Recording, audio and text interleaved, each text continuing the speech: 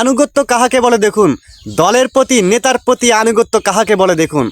কেউ দলের সিদ্ধান্ত মেনে নিজের আসন ছেড়ে জোট সঙ্গীদের বা জোটের প্রার্থীর প্রচারণা করছেন স্বেচ্ছায়, এবং কেউ দেখা যাচ্ছে যে দলের সিদ্ধান্তের বাইরে গিয়ে বিদ্রোহ করে রাস্তায় কাফনের কাপড় পরে বিদ্রোহ করছে দলের বিরুদ্ধে এবং জোট সঙ্গীদের বিরুদ্ধে।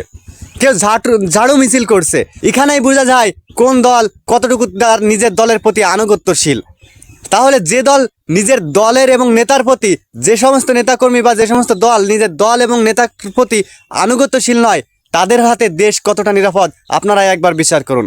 সম্প্রতি আপনারা দেখেছেন যে জামাত ইসলাম 300 আসনে এর আগে প্রার্থী দিয়েছে এবং জোট গঠনের পর 110টি আসন ছেড়ে দিয়েছে জোট সঙ্গীদের জন্য, এবং যে আসনে জামাত তার জোট সঙ্গীদের জন্য আসন ছেড়ে দিয়েছে সেই সকল আসনের প্রার্থীরা স্বেচ্ছায় তাদের আসন ছেড়ে দিয়ে জোট সঙ্গীদের প্রচারণা করছে। তার বিপরীতে আমরা দেখতে পেয়েছি যে বিএনপির বিভিন্ন আসনে তাদের নেতাকর্মীরা রাস্তায় বিক্ষোভ করছে, রাস্তায় কাফনের কাপড় পরে শুয়ে পড়েছে জোটের প্রার্থীদের বিরুদ্ধে এবং দলের বিরুদ্ধে বিদ্রোহ ঘোষণা করছে।